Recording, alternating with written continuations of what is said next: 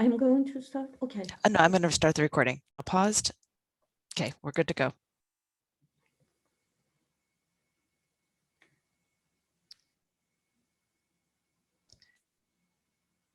So it is recording now. And there was a blue button that says the webinar has started, which I don't see that as an option. So I'm going to just check to see if that's something that everything's going okay. And I'm going to maybe try to ask our attendees if they can hear us. Maybe if somebody could just put something in the question and answer that they can hear us and see us. I can put down. Oh. Yep. Okay, great. So everything should be ready to go. Everything is ready to go? Great. Yep. Okay, cool. All right, so can we start? So welcome to everybody. Welcome to our wonderful presenters today, and welcome to our kind, interested, and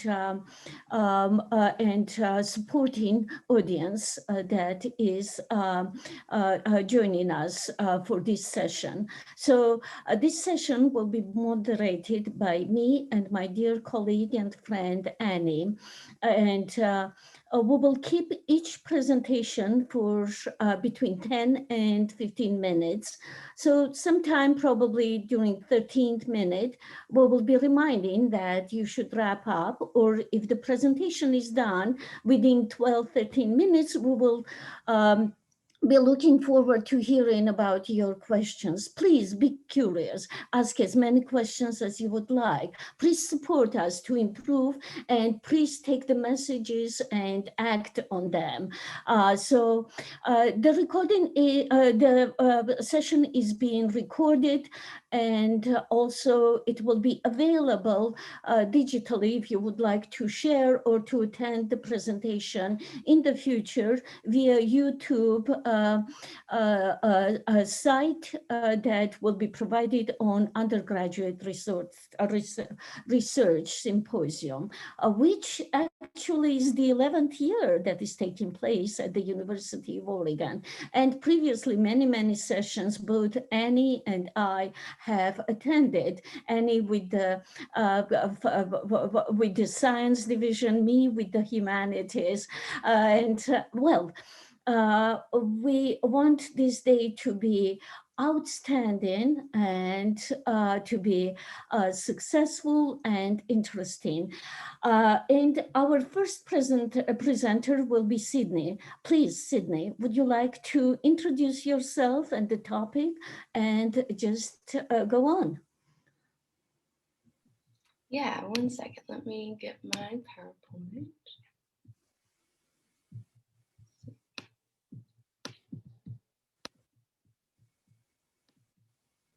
Okay, can everyone see that? Yep, looks great. Great, thank you. All right, yeah, so hi, good morning. I'm Sydney Balderston, and as a part of the Honors Sociology program, I've had the opportunity to conduct research this year on the disconnect between concern and action around climate change. My idea for this research was sparked after I learned that over half of the adults in the US today see human-caused climate change as an urgent issue. When I heard this, I was confused. How could if the majority of Americans are now concerned about climate change, why hasn't this concern been matched with an equal amount of action to address it? This is when I realized that it doesn't matter how much of the public is concerned about climate change if we don't come together to act on this concern and force our community or country to make meaningful changes. This is why I set out to better understand why this disconnect between concern and action exists and what is holding back concerned Americans from coming together to do what is necessary for our long-term survival.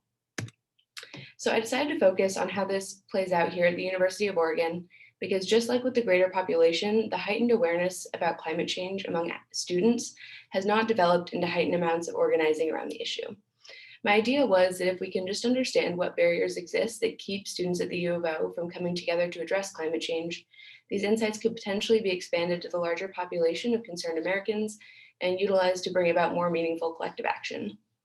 And since I'm trying to figure out why some concerned students join the collective effort while the majority do not, I focus on students who are already concerned about climate change, and specifically those who identify as alarmed, meaning that they're fully convinced that human-caused climate change is happening and is an urgent issue. My sample is comprised of 20 alarmed students, 10 of whom I refer to as active, meaning that they're involved in some kind of collective action to address climate change. These 10 students were recruited through their group, club, organization, or movement. And the other 10 I refer to as active, because while they're equally concerned about the issue, they have not responded beyond the individual level. These students were recruited through their classes and using snowball sampling. And during in-depth interviews over Zoom, all students were asked questions about their background, experience learning about climate change, and perspective on what it will take to address the issue. Inactive students were asked additional questions on their thoughts about climate activism and if they'd ever considered joining a group. While active students were asked more about their journey to being mobilized, their experience as part of a group, and why they were involved. I have found that there are forces at work here influencing students' decisions beyond those that are usually highlighted in the general literature on social movements and activism. When it comes to climate activism, it's not just a student's passion for the issue and their availability that determines whether they join in the collective effort. Instead, I found that whether these concerned students have taken collective action is more dependent on their outlook of the climate crisis, perception of climate activism, and knowledge of the groups offered. So first, if a student thinks that climate change is a lost cause, then becoming involved seems like a waste of time, so they're less likely to join in on a group working to address it. Inactive students were conflicted when asked their thoughts on whether or not climate change can be addressed in time. And some said that they have a hopeful part of them that wants to believe that we can find a way to change, but another part thinks that we're just putting off an inevitable thing. Inactive students often have to grapple with the mental weight of climate change on their own, which can make them feel isolated and hopeless, and this makes them more likely to be held back by this nihilistic outlook. And because we live in such a highly individualized society as driven by consumer capitalism, instead of thinking to join collective action with like-minded people to lessen this mental load, many inactive students channel their climate anxiety into personal consumption. These students explain that driving less, recycling, and using less single-use plastic is all that they feel like they can control.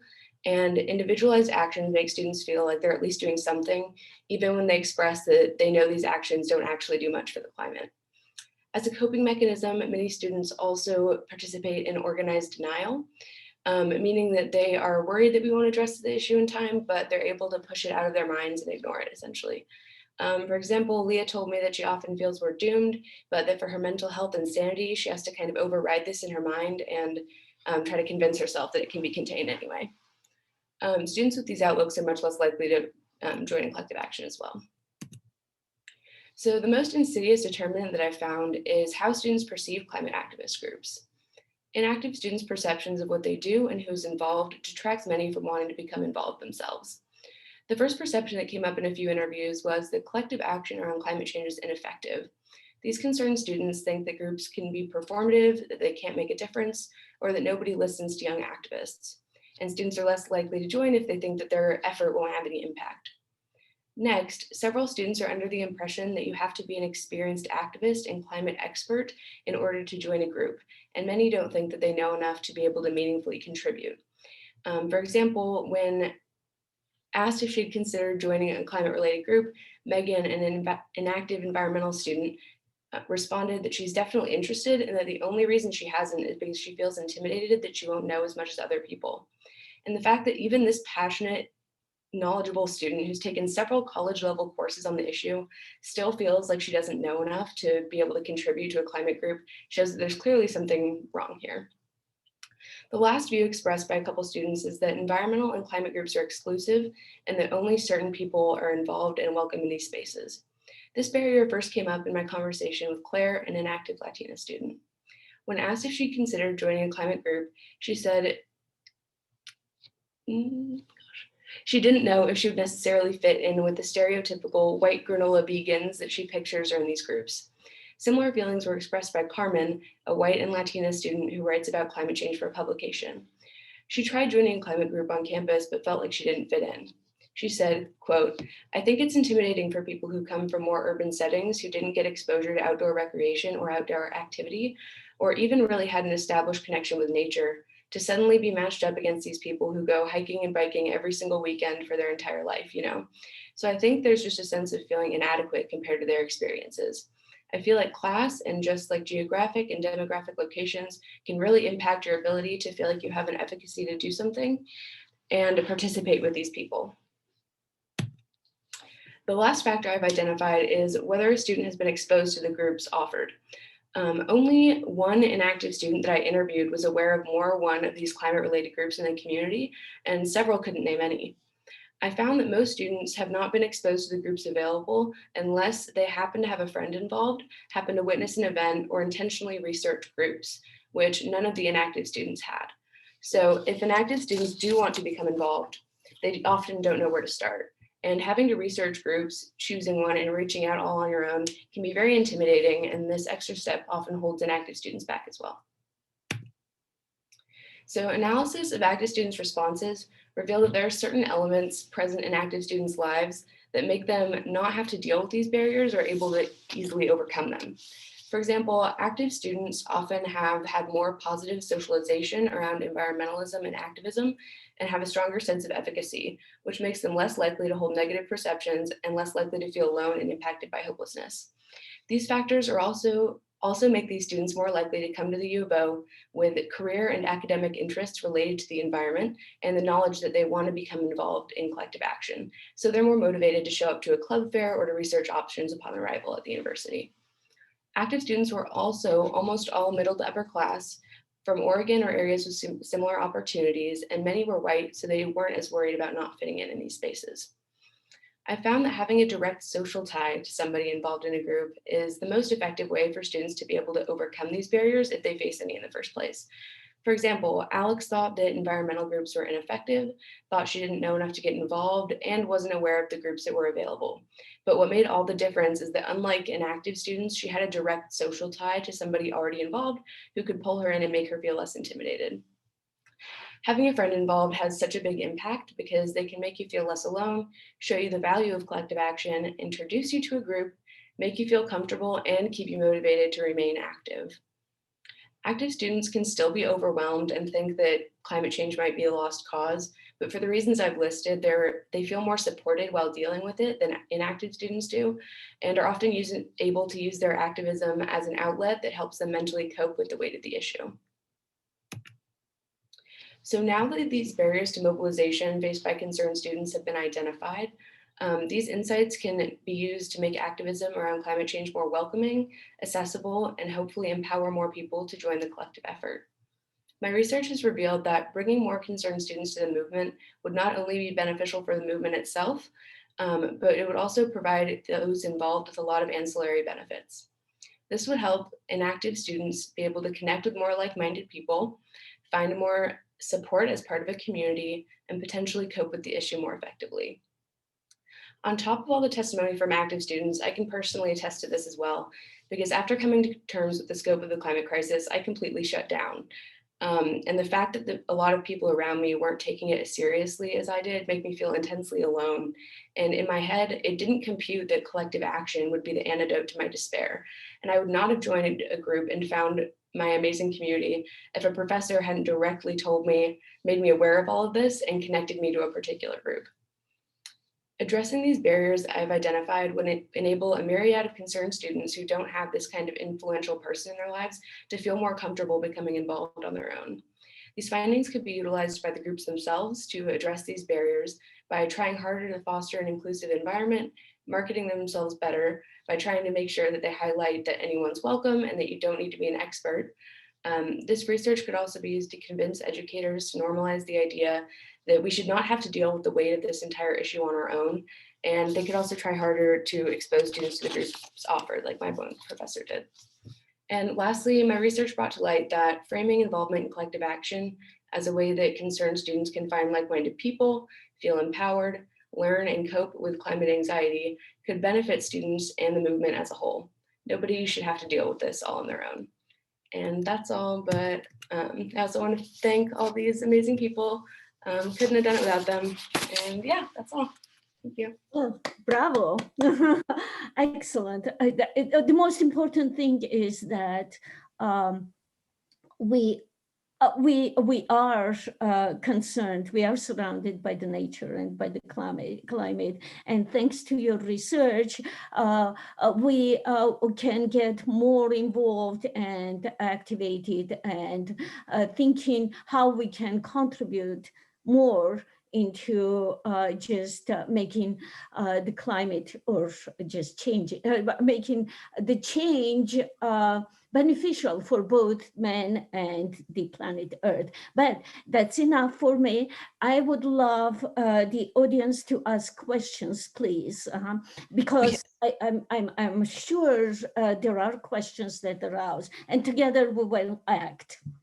Okay, there are two questions so far, Sydney. The first one, how do you think faculty and staff could support students to think differently about climate action? Yeah, so that's a really good question.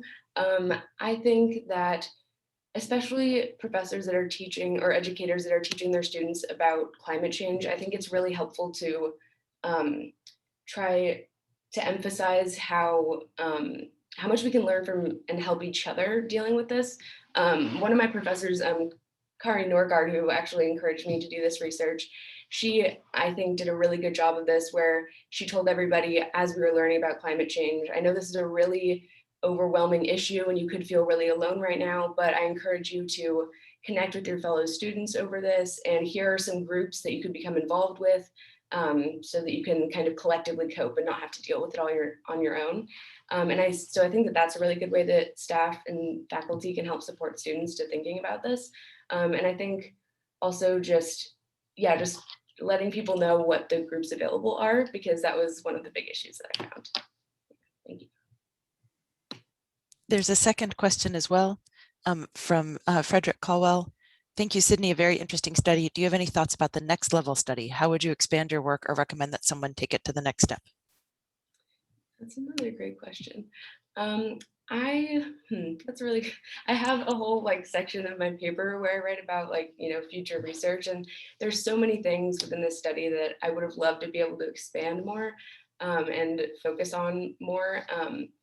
And yeah, I think expanding this beyond university students would be really interesting, and just seeing how these impact other concerned Americans would be cool.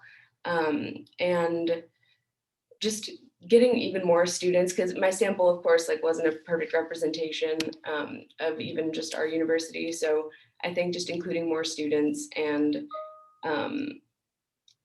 yeah, I don't know. That's a good question. That's what I have to think about a little more. Definitely, it's an excellent question. At the present time, we are speaking about the concerns that we have and looking into the future. But at the same time, the University of Oregon has many activities or many documents how the environmental issues were raised at our university. Probably it's good to look into the archives of the university and the student participations also. In other words, the past, the results of the past we are witnessing today, and for the future, what we can do.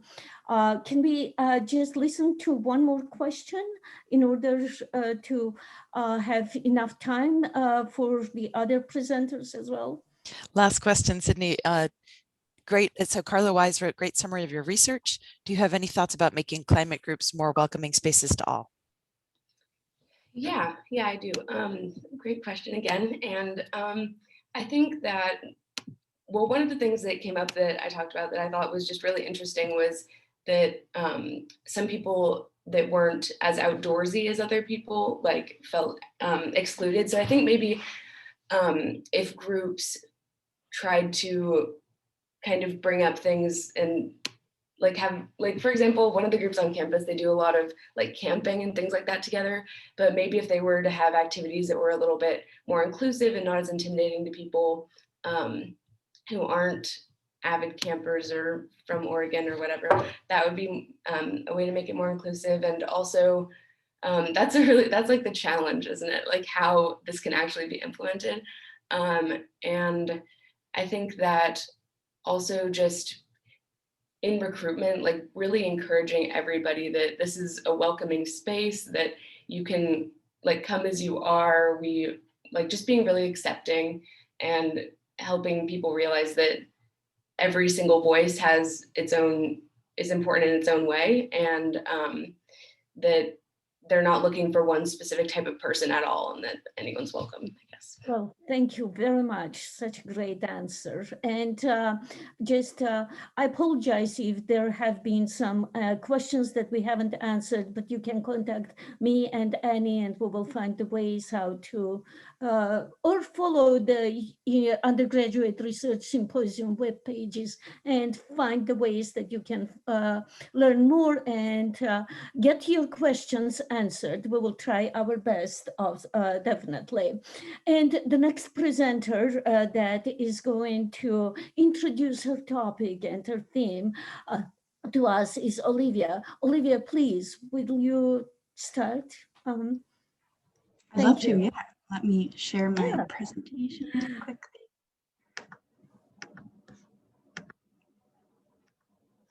Okay, can you see this in presentation view? No? Not yet. There, now. There, Yeah, okay, great. sweet. Thank you. Okay, let's get set up. Okay, hi everyone. My name is Olivia Farnham, and I will be presenting the key findings for my senior thesis entitled Compounding Precarity, COVID-19 and the New Hazards of Low-Wage Work in the University Setting. I started working on this project during March of 2020, almost immediately after I was laid off from my food service job due to the pandemic. I was lucky in that I had the ability to move back home, but I knew a lot of my coworkers did not have the same option and that university employees were facing a lot of unknowns. For example, nobody knew how long the university would be shut down, and when campuses did reopen, many weren't sure if they would have a job to return to. In order to learn about how the pandemic impacted university employees earning low wages, I interviewed 20 workers during the first 3 months of 2021. Before I dive into the research process and findings, I want to first take a moment to thank my advisor, Professor Ellen Scott. This project would not have looked the same without her invaluable guidance. So a big thank you, Professor Scott. Okay. Today, I'm going to be talking about some of the ways the pandemic has exacerbated the precarious position of low-wage workers, according to my interview data. But first, I'm going to talk a little bit about the longstanding vulnerability of low-wage workers in order to more fully demonstrate how the pandemic has heightened this precarity. So according to data collected by Brookings Institute in 2019, 44% of the US labor force qualify as low-wage workers, which is about 53 million workers between the ages of 18 and 64. Low-wage jobs are disproportionately held by Black and Hispanic workers, especially in the food service industry. And in Oregon specifically, 38% of workers receive wages at or less than $15 an hour. And this number rises to 66% when looking at the service sector. On top of the fact that these jobs provide poverty level wages, they also often lack basic benefits and protections like paid sick leave, health insurance, and paid family leave. These conditions leave workers operating without a safety net, and the stakes become even higher in the context of a global health crisis. The disruption to childcare and education systems, coupled with the lack of paid sick options, force low-wage workers into making impossible choices. Low-wage workers are risking exposure to a highly contagious and potentially lethal disease. Olivia, your sound just changed a little bit. Oh, shoot. I don't know if you can try increasing the volume. Let's see. I also have headphones I can try. Is this a little bit better or nothing changed? It's about the same. I'm so sorry. No worries. Thank you for I just don't want your important findings to be lost from not being able to hear. Let me put these headphones in. Okay, great. That's terrific. Thanks for taking the time to do that.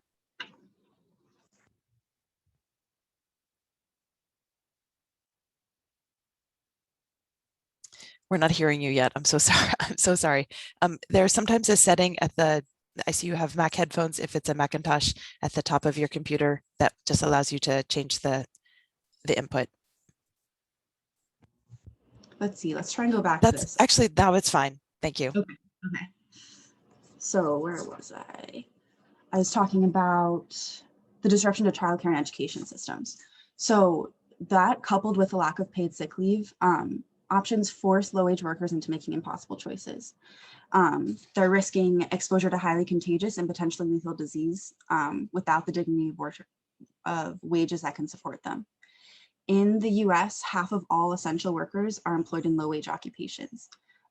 In other words, 50% of the workers who are sacrificing so much in order to keep society running and to allow the rest of us to stay home are not adequately being compensated or protected. Okay, so now that I've gone through some of that background information, I'm going to move more into the specifics of my study. I'll start by briefly describing my sample population and discussing methods. Then I'll present findings, making sure to integrate the voices of workers themselves. First, I'll introduce the uncertainty that workers have been facing, and then next I'll focus in on the discrepancies between COVID-related policies and practice, first in regards to masking and social distancing practices, and then focusing in on paid leave options, paid sick leave options.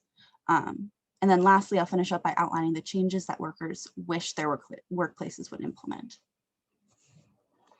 Okay, so as they began to return to work,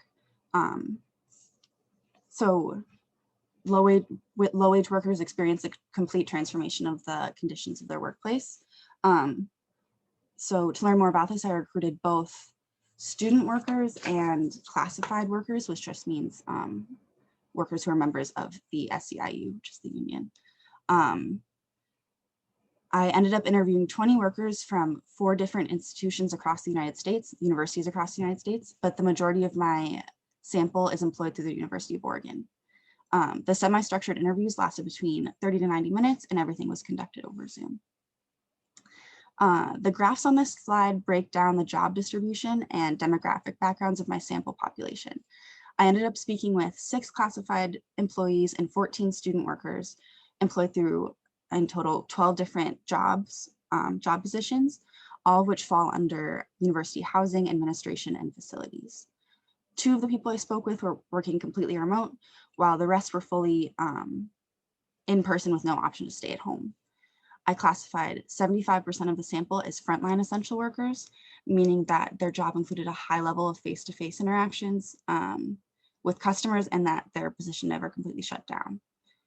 5 of the classified workers I spoke with were working full-time and 1 was still furloughed, while all student workers could work a maximum of 25 hours a week. And finally, 6 people were working more than 1 job at the time of the interview session. Okay. So like I said before, low-wage workers experienced a complete transformation of the workplace as they began to return after the shutdown in spring of last year. I found that over the course of the pandemic, the particular forms of uncertainty that workers faced changed. So for example, some workers reported that the intense stress and anxiety they felt about COVID during the start of the pandemic gradually eased to the point where they don't even think about risk anymore when entering the workplace. And this was before widespread vaccine distribution as well. So now I'm going to move on to describe the ways in which workers are experiencing discrepancies between policy and practice, first starting with masking and social distancing practices in the workplace. So in accordance with the Center for Disease Control and Lane County Public Health guidelines, the university requires mask wearing on campus and encourages social distancing. However, the firsthand accounts of workers illuminate the disconnect between policy and practice. Workers said they became increasingly stressed about going into work due to the masking practices of their coworkers and customers. For example, Brianna, a student worker at the rec, felt extremely frustrated and anxious when she would see people at her workplace wearing masks improperly or just not wearing them at all. And Marvin, a food service worker, talked about how his boss, who was the head cook, refuses to wear a mask while he's cooking. The improper and inconsistent mask wearing of both coworkers and customers make many low-wage workers feel unsafe at the workplace. I also found that social distancing almost never happened unless an individual is super strict about it, especially in a food service environment. Maintaining 6 feet is nearly impossible. But interestingly, this did not affect workers' perceptions of safety as much as mask wearing did. So these discrepancies exposed by the stories of workers reveal that policies are meaningless if they are not accompanied by sufficient enforcement. Okay. So student workers' experiences with paid sick leave options are my second example of a disconnect between policy and practice. In normal times, the ability to take time off when sick or to care for others is a crucial aspect of job quality. It provides a monetary incentive for workers to remain at home if sick, and therefore protects against the spread of illness and guards public health. It's a particularly salient concern for women, who often take the role of primary caregiver and comprise nearly half the workforce. According to the latest research, about a quarter of US workers are not given any form of paid sick leave. In the context of a pandemic, the consequences of not having access to paid sick leave become even more dire. So in my sample, I found that classified workers at the University of Oregon are overwhelmingly grateful for the number of paid sick leave options they've available to them. They felt as if their workplaces were making sure that they would not experience a significant loss of income. And even with this said, the COVID specific leave, that's the policy listed on top of the slide, only provides 80 hours of additional paid sick time, which doesn't even cover the full 14 days workers are supposed to quarantine. Student workers, on the other hand, had a vastly different experience. About 60% of workers did not utilize their COVID sick hours, and only a quarter had accessed their regular sick pay in any way ever. This demonstrates that even when an institution has an official policy, many workers face barriers to using it. Student workers were either entirely unaware that the policy existed, knew that the hours were available to them, but were confused on how to access them, or something about their particular job made them ineligible. Like, for example, resident assistants, despite their role as key COVID policy enforcers, are ineligible, and so are people who work less than 8 hours a week.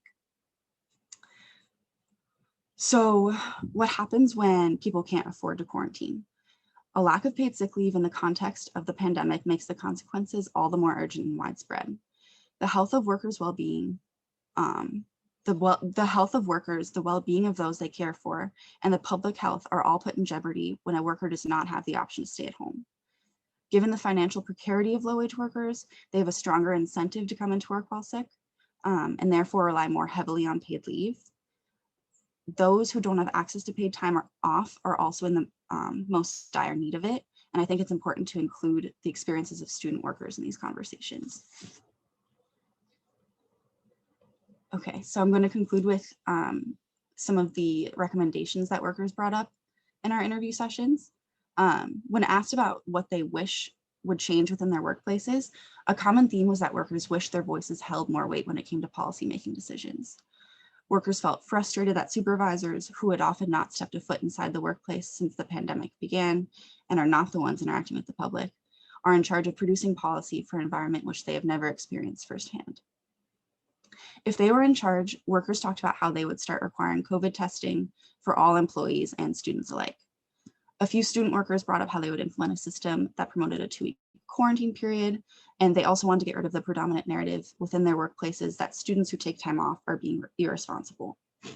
Classified workers, on the other hand, overwhelmingly expressed a desire to return to normal. Literally every single classified worker brought this up. A few mentioned specific policies they wish they had been introduced, but the majority simply wanted to get back to work as it was in the days before the pandemic.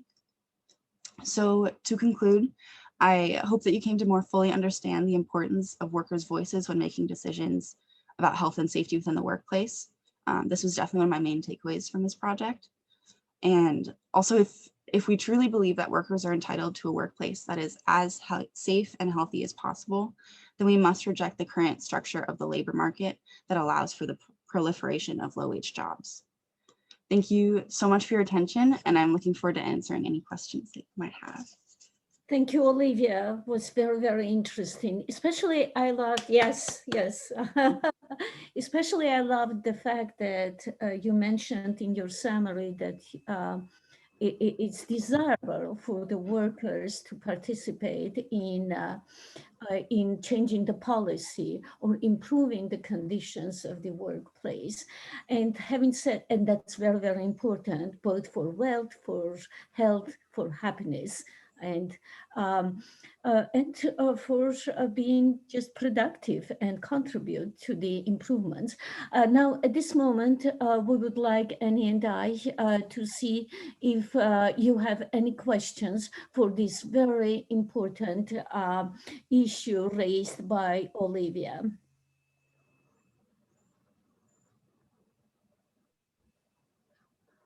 Well, I think also the questions can be asked by other presenters. Just let's start conversation. So there's now a question. It just takes I think it takes a moment for everyone to type it in. Very interested from Andrea Farnham. Very interesting results. Question: why do you think that the classified workers so strongly desire to return to normality? Was it that they were happy with the conditions before or just hated the uncertainty that COVID introduced? Yeah, that's a really good question. And that's something that I still need to think a lot more about. I definitely think it's more the second half of that question. So I think it's just that they hated or were sick of the anxiety that they felt due to the uncertainty that COVID introduced. No one brought up, people talked about the lack of community now within their workplaces, and that's something that they also desire to return to.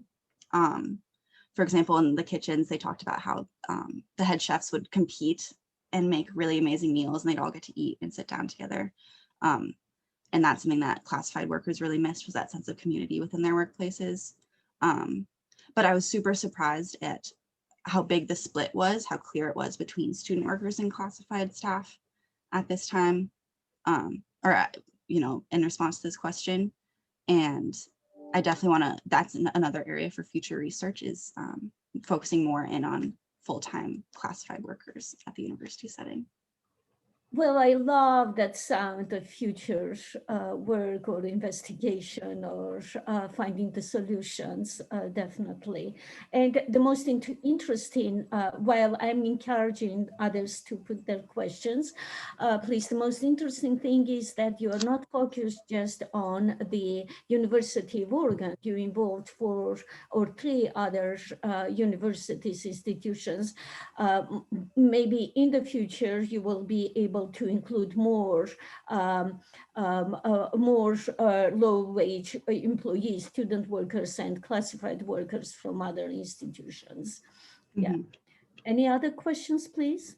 And we have another one from the audience, the attendees, from Sarah Stokel. Did classified workers talk about external pressures, balancing families, getting ill, etc.? Thoughts on that question overall? So external pressures from classified workers. Yeah, another really good question. And that's something I talk more about in the paper and not so much in this presentation. Classified workers talked a lot about the fear of bringing COVID home. They talked about the people that they support in their home, especially children. Nobody brought up a lack of childcare options as an external pressure, but they did talk about the people that they have at home that they just want to protect, but also need to provide for. So that's one of the impossible choices that people are being put into. In terms of other external pressures, I'm trying to think.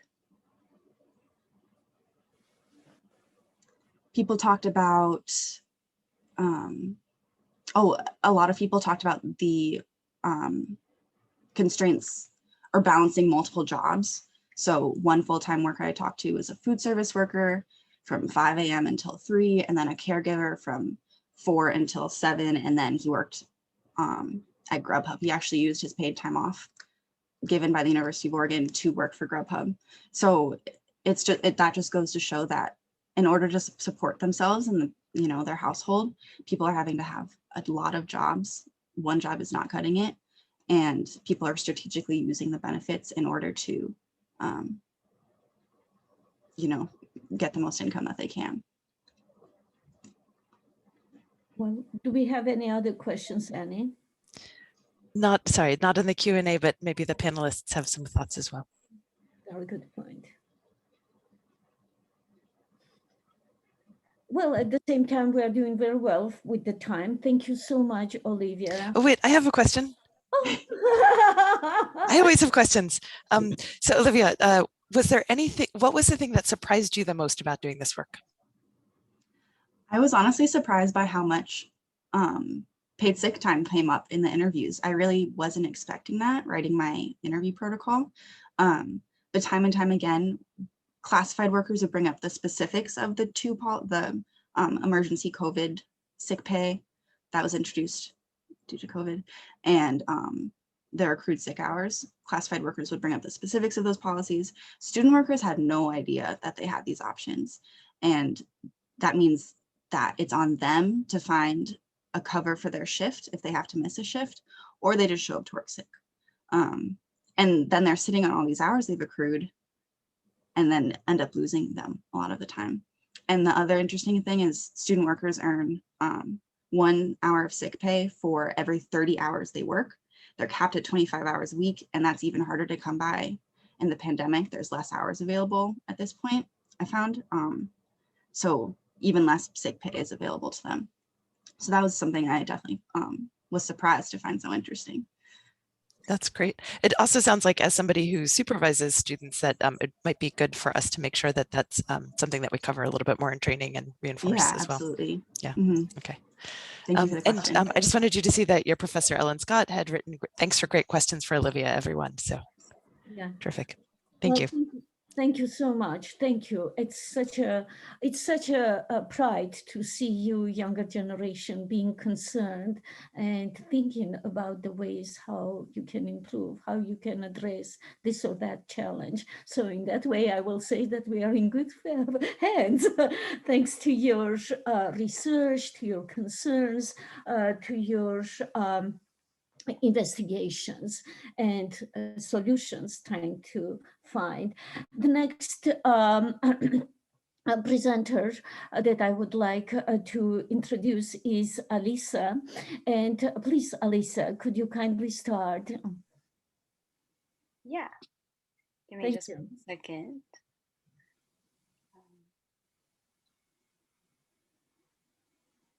I really feel like we need to have, like some sort of Zoom automatic, like as the presenter fumbles for the controls, something. Yeah, like a game or a riddle or something. Oh, that's a great idea. Great idea. We'll send that to Zoom right away. Marvelous. Okay. I see your slides and they are not yet in presentation mode and it looks perfect. All righty. So my name is Alyssa Taylor. I am part of the Sociology Department Honors Program this year, and my research is about the expansion of telehealth and telemedicine during COVID-19, and specifically teletherapy. Okay, let me see if I can get my, okay. I was gonna say you could also stop and start again, and sometimes that fixes the crazy. Yeah. And you can see my slides and everything, right? Perfect. Yes, it's perfect. So the COVID-19 pandemic brought with it the need for swift changes. Many of us watched our whole lives transformed almost overnight. And it's no surprise that healthcare providers watched an uptick in reports of depression and anxiety. For folks seeking mental health treatment, telehealth, specifically teletherapy, became more widespread than it's ever been. And as I myself made the transition, I talked to my friends about it, and we exchanged stories and insights, and I decided that it would be interesting to go a little bit deeper and talk to people I don't know about their experiences in teletherapy as well.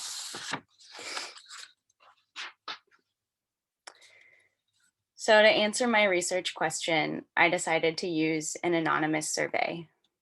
This seemed like a good option because talking about mental health and therapy still has a lot of stigmas around it, even though I think we're getting a little bit warmer to it as a society. This method allowed respondents to answer more freely, and it gave me a little bit more reach than if I had tried to conduct interviews. However, it didn't give me the opportunity to follow up for clarity or to get more details.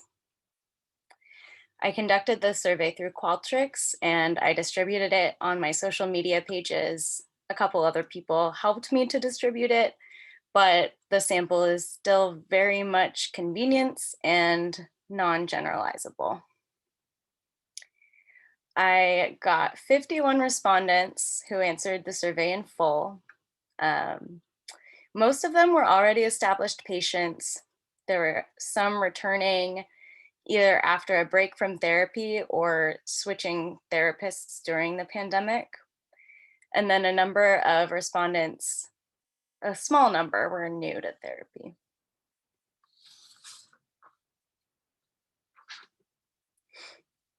So this is just a quick overview of the Affordable Care Act and how its expansion really did help people to access behavioral health benefits who may not have had them otherwise. So the ACA expanded, it expanded Medicare and Medicaid to low-income families. It allowed young adults to stay on a parent or guardian's health plan. It established the healthcare marketplace, and it expanded benefit requirements for all new and existing plans, including things like pre-existing conditions and behavioral health benefits. And that's the big one, because before, plans didn't need to require that.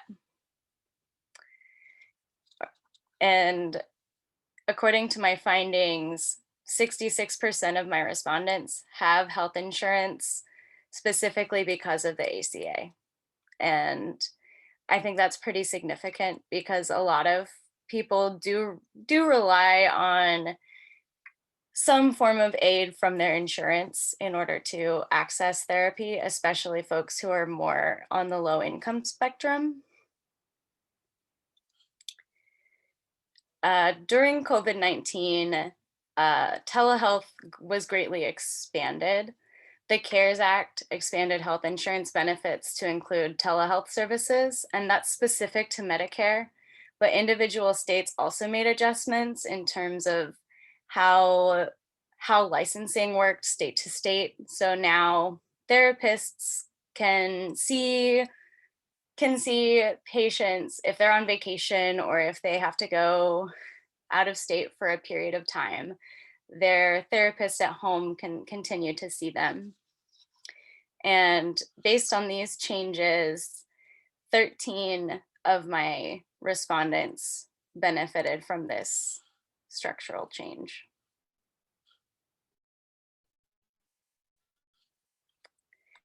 The continuation of care, or the continuity of care, is really important. So this is a quote that I thought really reflected this idea. So, I've been living with my mom in a different state since the start of the pandemic and would be unable to continue seeing the same therapist if teletherapy was not an option. Being able to continue therapy with the therapist I was seeing before the pandemic has been a huge help for managing my mental health during the pandemic.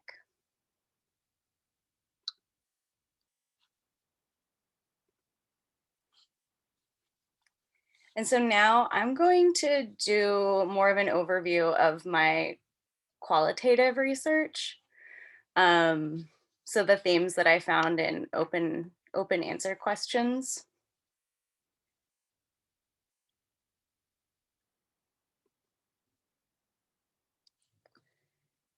About a third of my respondents lived alone, and the remaining two-thirds lived with at least one other person. This impacted where and when respondents could attend therapy, and also how open they felt they were able to be in therapy. And I'll go a little more into this later. When I asked respondents to describe the setting where teletherapy took place, I asked it as an open answer question. These are the most common responses that I got. Because the answers were given freely, some respondents listed more than one location, while others didn't list any. And you'll see there were people doing therapy in their car to get away from their roommates. The second open answer question I asked of respondents had to do with likes and dislikes of therapy. The number one response was convenience, and I broke that down into 3 different kinds of convenience. So if somebody just generally said it was convenient, even if they alluded to it being a transportation thing, if they didn't specifically talk about the commute or talk about transportation, I didn't code it as transportation. So yeah, transportation was the most common way that convenience came up. But here's an example of general convenience. I like the convenience of being able to do therapy sessions from home, especially during periods of time when my mental health has not been as good. It's been nice to not have to worry about getting ready to go out. And these 3 quotes are specifically related to transportation. So one respondent said, "It's convenient because I often would have to take 2 buses or Uber to my in-person therapy prior to the pandemic." This other person says, "I really enjoy it because I'm rural and driving into town takes so long." And then the last one, "I like that I don't have a commute, but sometimes I think the commute is part of therapy." And that third quote kind of embodies some of the other things that I heard respondents say, where teletherapy was convenient, but it was maybe awkward to start or it ended abruptly. And one other respondent mentioned the ritual of processing on the way home from therapy. And so all of those things are kind of lost when you're in the same space you're working or living. You go to therapy, you come back, but there's really no transition and not a different space to process that information or that learning. And so some respondents said that they felt disconnected in that way.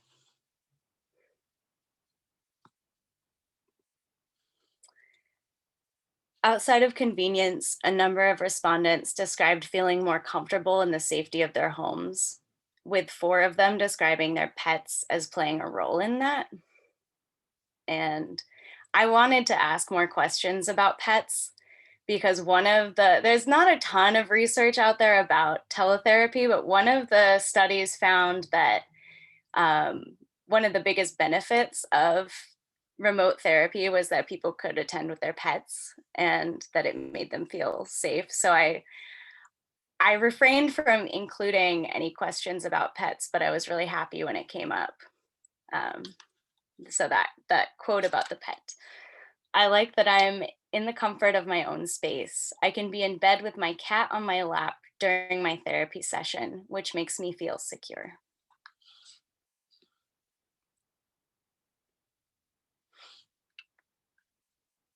So this is a list of the most common dislikes that I found going through the open answer responses.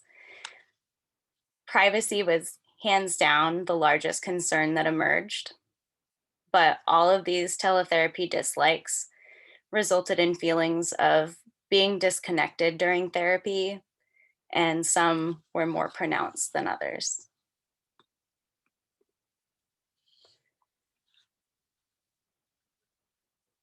So these are examples of people not feeling as able to be open when they knew that their mom was about to walk by, or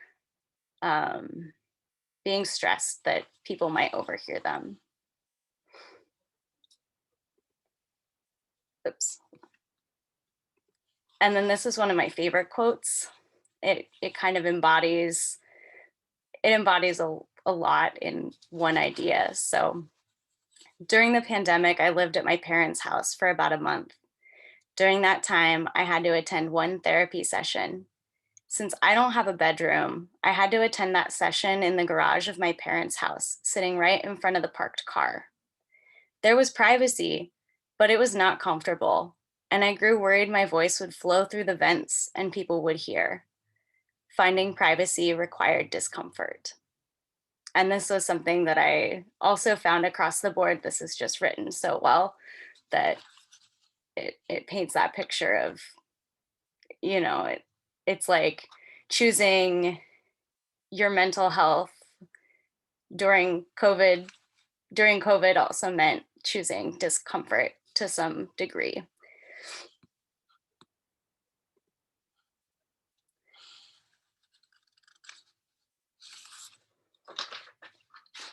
And technology issues were mentioned frequently in the open answer section of my survey.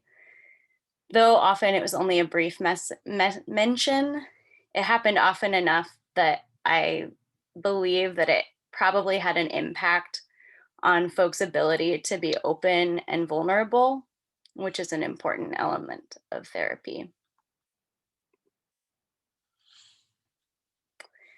Nonverbal cues. These two quotes are kind of juxtaposed.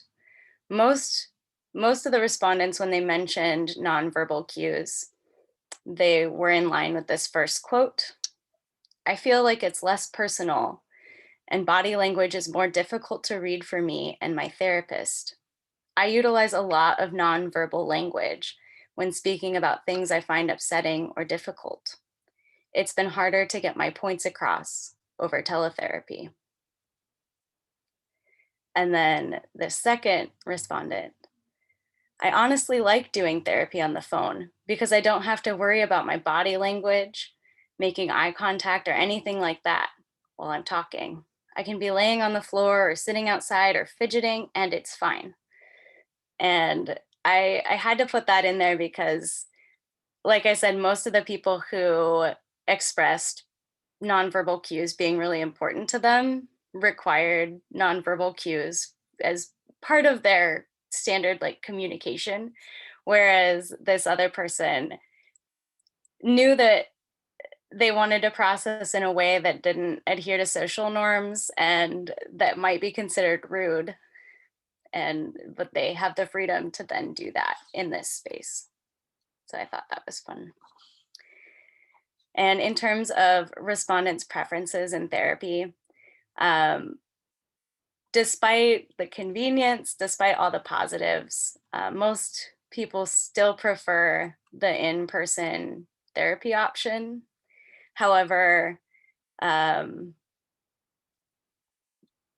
think that there is enough convenience in the remote therapy that I think a lot of folks also recognize its application in terms of being an alternative if something comes up. So while not perfect, while not a perfect method for everyone, remote therapy allowed a number of people in the past year to access mental health treatment. This delivery method has the potential to open up access to people in rural areas, so long as they have phone, cell, or internet service. It can allow continuity of care if someone moves or must leave home for an extended period of time. It enables easier access to people without reliable transportation. Remote therapy is not the best fit for someone who relies on social cues, such as body language or eye contact, to feel a connection. And it's not the greatest for someone with a large household. And then also, I want to note that therapy in and of itself can be pretty exclusive. Even the like somebody who doesn't have access to Wi-Fi, somebody who doesn't have a phone is not going to be able to access teletherapy. So while it opens a lot of doors, we also need to make sure that we're considering even more ways to help people to access care. Like this is just one drop in the bucket that helps to expand that, but we could expand it further. And here's one last quote. I'm grateful that many providers have found a way to make therapy more accessible during the pandemic. I believe these options for healthcare should remain available even after we emerge from the other end. What I've heard from others and experienced myself, teletherapy works well for some forms of talk therapy. Well, thank you. And I can see, yes, that we have already a question. Am I right, Annie? Yeah, do you want to read it? No, actually, I don't see it. Oh yeah, sorry. From Ellen Scott, question for Alyssa. Do respondents talk about choosing between physical safety and mental well-being? Choosing between physical safety and mental well-being. I'm not sure what you mean by that, Professor Scott.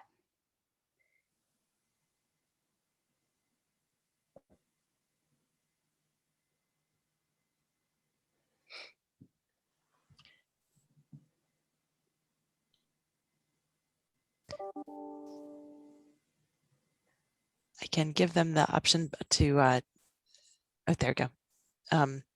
So there's a follow-up, and I'm just going to read it for folks who can't see it. I was thinking about the garage example and having to be home during the pandemic. Were there other examples?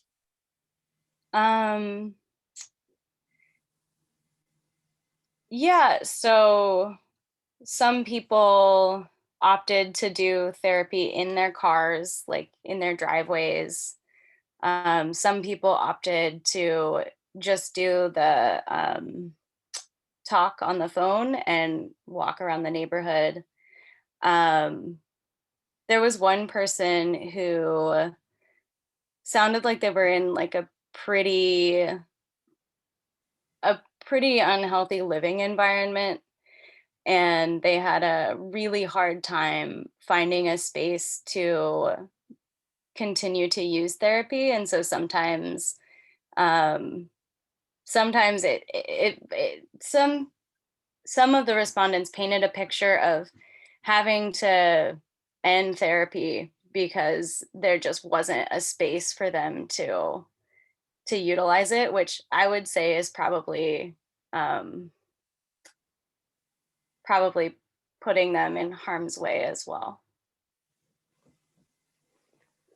Well, I think that's a very good answer, of course, definitely. But under these difficult and critical circumstances, we are learning that there are different approaches.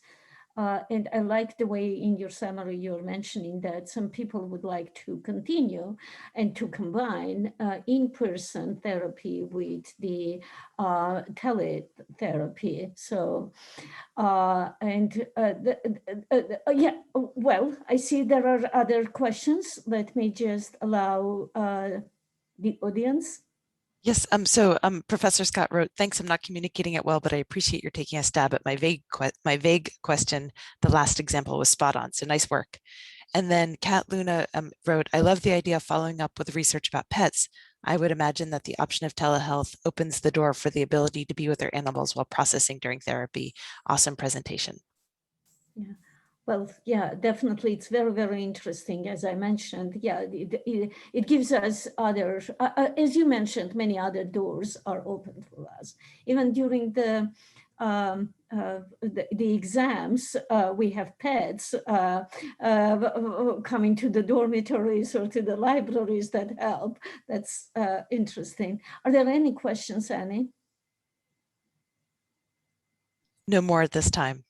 No more this time. Well, thank you again. All of you are so mindful and thoughtful, and researchers wonderful, and the audience also. Thank you for your interesting and beautiful mind, and for your questions raised and helping us to just look into the future and how you can include these questions into and further taking your research.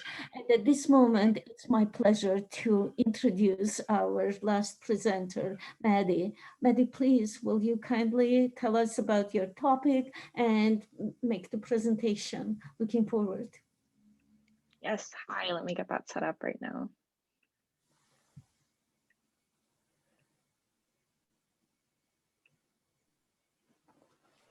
Looks great. Okay, wonderful. Well, hello, everybody. My name is Madi Vann. I'm a senior here at the University of Oregon in the Robert D. Clark Honors College. And I'll be presenting on my thesis, which is the Countries Beyond Bars, a cross-national comparison of punitive and rehabilitative methods of incarceration. So as a sociology major with a legal studies minor, primarily having focused on crime and incarceration in my courses throughout my time here at the university, I've spent a considerable amount of time looking at social inequalities in society. And it's really become a passion of mine to be able to research topics like this in order to determine the greater social implications of crime and punishment and how they're really understood in cultures across the globe.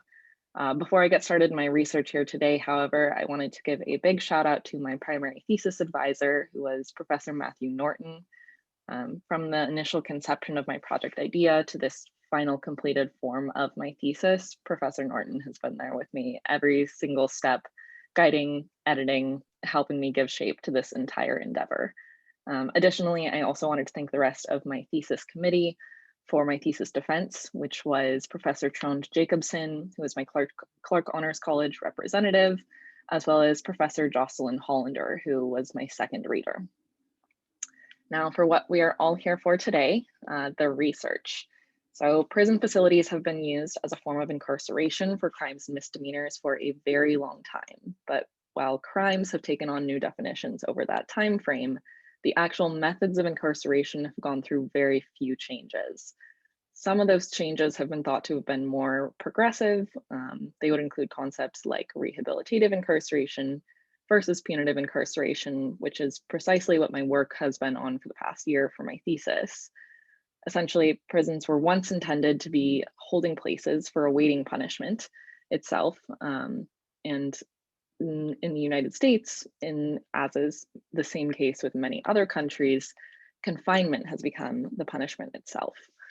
And it's my belief, alongside a great deal of other scholars in the criminal justice field, that it's time to reevaluate the effectiveness of this punitive incarceration aimed at punishing incarcerated individuals across the globe. At the initial conception of my project idea, my goals at the time were to find an alternate form of incarceration compared to the United States that might have better effects on crime rates, recidivism, and general prisoner reentry into society upon release. Essentially, the issue from where I was standing was that these radical notions of prison abolition as a whole, they sounded great in theory, but they were highly impractical in the current climate of the United States and in actual practice. So it was really important to me to try and find something that was a more attainable goal of the United States to adopt somehow, somewhat like a baby step in the direction of more progressive treatment of incarcerated individuals. And what I found through all of my research is that while I could have selected a country like Norway, where incarceration itself isn't widely used, the issue with the comparison between these two is that Norway and the United States had no simple parallels. The economic state between the two countries, the social welfare programs, the general public sentiment of incarceration, it's all vastly different. So I kept digging and I settled upon the Netherlands as my country of comparison.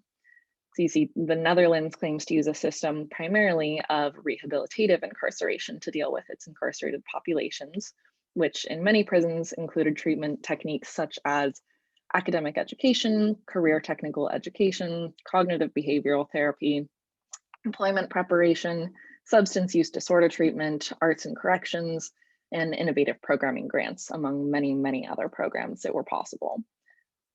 As it's commonly understood within the American prison system, however, punitive incarceration is typically the baseline.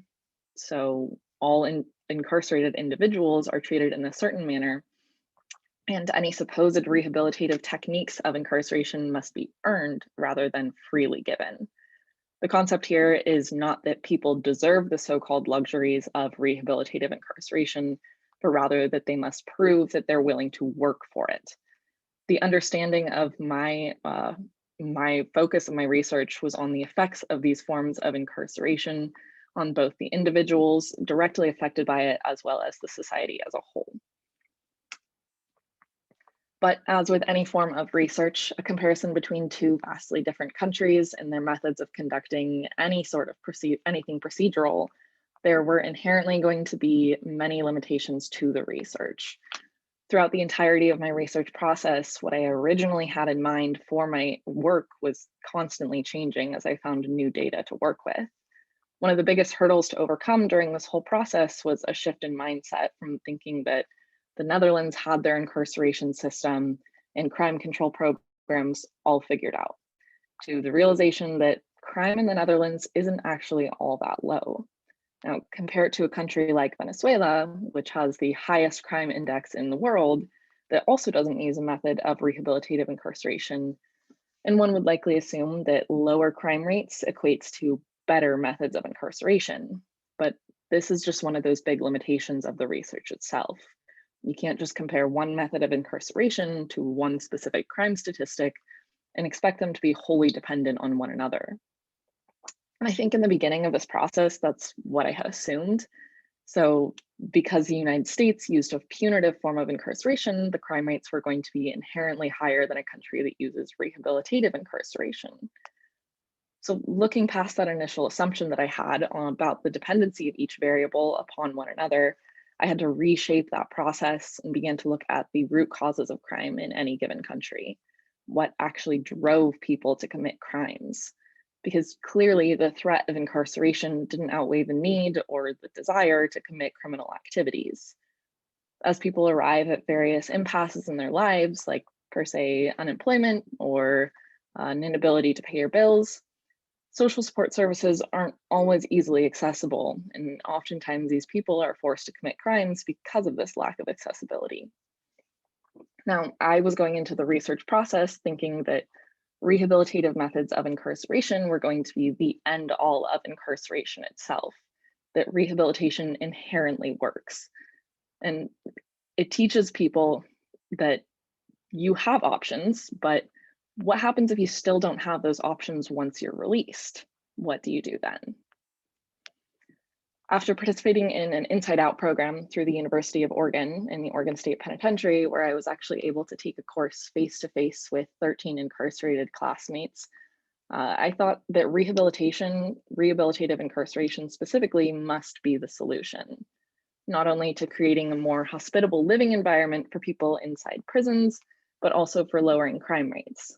This was another one of those things that was really hard for me later to wrap my head around, because while measuring incarceration rates alone does not wholly indicate the effectiveness of incarceration itself, it was at times difficult to separate the motivations of choices of incarceration from the assumption of an effective or ineffective system. Because I so wanted to see clear and convincing evidence about rehabilitation and rehabilitative incarceration that it was going to fix it. And I can't say that I did find that, and I can't say that I didn't also, because as I said before, they aren't dependent variables. So what came to be was a motivation for this research to find any possible additional solution to crime in the United States. And that's where my conclusions about a need for societal support of underlying causes of crime comes in. Now, crime rates in the United States have been fluctuating since about the 1970s. So while they're not currently increasing, they're also not getting substantially better. And more prisons are being built every single day. Only some extra data here to muddy that water is that prisons in the Netherlands have actually been shutting down. They don't have enough people to fill the beds, so rather than trying to over-police, they're just doing away with some prisons in general. My research process itself was disheartening, to say the least, at points when I realized that rehabilitative incarceration wasn't the end-all to dealing with crime, regardless of how it looked. But learning about these actual prison closures in the Netherlands brought a little bit of hope to my mind that there is another option out there that we can work towards.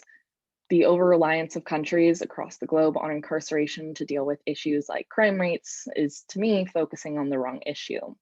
People don't need to be locked up and isolated due to wrongful actions, and when many of those people had no other choice. Not to mention the inherent racism present in policing, what's important is addressing the root causes of crime. So rather than trying to lower recidivism rates after people have already committed crimes and done their time, we can seek to lower crime rates of the whole of the population without people ever having to experience incarceration in the first place. And these root causes of crime aren't always tied to incarceration, but the over-reliance on incarceration in any country typically overshadows the need of that country for social welfare programming. Providing people with food when they need it, or a roof over their head, even if you think they don't deserve it, a job to keep them busy, but not just so they can barely scrape by. Incarceration was never intended to reform prisoners, so how can we assume that any future method of incarceration that still relies on the initial foundations of social control will be able to achieve that task? And if there's anything I got out of this process of research here, it's that we need to start thinking about people over profit, lives before lockdowns, and social welfare over incarceration. Thank you. Well, impressive. Thank you so much. Yeah, and it's once again, I'm just fascinated that you are concerned about the surrounding, about the people. You are trying to find the ways how to improve and how to react, how to become active from the state of being inactive. And I'm sure, Madi, probably you read Crime and Punishment of Dostoevsky within your class. Well, or Tolstoy. So amazing. But Annie, do we have any questions? Not yet. Not yet. Maddie, any, just maybe you can say a few words about your Inside Out. Oh, we have questions. Yes. So from Professor Scott, Madi, can you tell us more about what's happening in the Netherlands with the decline in people to imprison and the closing of the prisons? Do you know the backstory? Yes, certainly. So that's the really interesting part of my research, is that I had assumed that while prisons were shutting down in the Netherlands, it must be because of these rehabilitative methods of incarceration. But rather, what's really interesting is that the Netherlands has a very different definition of how they actually define their crimes and how they deal with their crimes. So some of the big things that they have over there is, one, they don't have a generalized police force as we do in the United States. So they more so rely on actual like public reporting of criminal activity. So by your peers and people that you just see on the street, rather than having cop cars driving by looking for crime. So a lot of crime isn't as reported as it is in the United States, which makes those numbers look a lot lower, which also means that as the increase of, people not reporting has increased, those declines in the prison population is also going to occur. Additionally, they also have a lot looser definitions of crime right now compared to the United States. They don't criminalize as many actions as we do here. Things like failure to appear for a court date aren't generally used as an immediate go to jail sort of situation. So those crime rates don't look as high comparatively. But there's just a lot of different methods of policing and of methods of policing and definitions of crime that have differed in the Netherlands that cause a lot of the prison population decline right now, regardless of the still fairly high crime rates in the country. Thank you. I would like to encourage again, even the other presenters to ask questions. And if you have, and I can see there is another question, Annie. I cannot read, but I can see the number. Yes, the number. So they wrote very interesting. Professor Scott wrote very interesting. Thank you.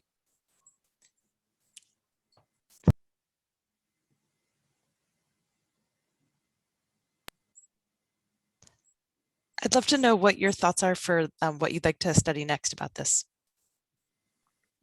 Yeah, I actually am really interested in going back to that example that I mentioned of Norway. After all of this research, I've really found that incarceration is just not a very fruitful system itself, and based on these kind of inherent causes of penalizing basically any action and just moving people from a location where they're causing crime in order to kind of put it out of sight is just not something that's been working in any country really. So I'm really interested in looking at a country like Norway now, where they actually don't have a generalized system of incarceration. They have much more lax policies around this. Their crime rates are incredibly low, and so the only actions that they actually criminalize for are like very heinous crimes because they have so many social support systems. So next steps in my research, I would love to continue looking at social support systems, see what they have in Norway, how we could actually feasibly implement those in the United States. I know it seems like a really big project right there to try and figure out how we could actually combine those two countries' programs, but I think it's really an important step. Well, I can see you have the voice that you can raise and you can be heard. Definitely. Thank you. Any other questions?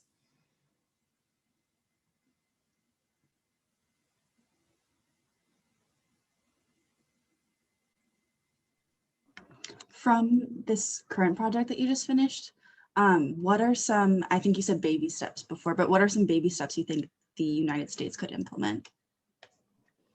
Yeah, some of them, I'm actually going to talk about a local Eugene one that we have here. The Cahoots program in Eugene is a really great option to alternative to crime control. So it's offering these social support systems as an alternative to policing. So rather than penalizing people for drug addictions or any of these actions, they actually take them to go get help rather than just throwing them in jail to detoxify or whatever they claim to do at the time. So I think in the United States in general, implementing more of these smaller programs that are aimed at rehabilitating and working on the person rather than trying to just penalize them for their actions is really the biggest thing. So all of these tiny programs that we can implement, if we could even get the Cahoots program on a larger scale across the country, I think that that would do wonders to the crime rates and like initially.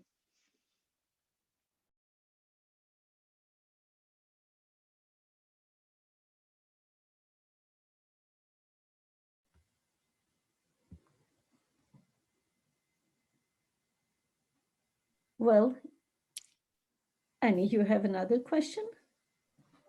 Not from the audience.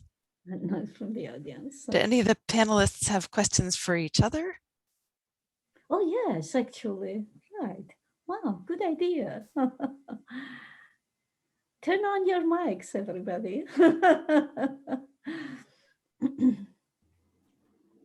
I don't have any questions at this time. Okay. We've all been in the same program, so we kind of have the okay. So background here's my my prompt then.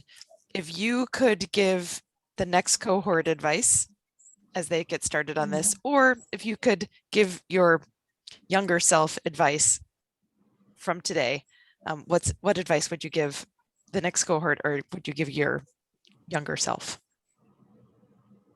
I think we could all agree. IRB approval early. I think we can all agree to get IRB approval earlier and to start data collection earlier in the process. Yeah, I was gonna say secure an advisor earlier than later. My biggest point was don't be afraid if your data takes a completely different form than what you originally intended.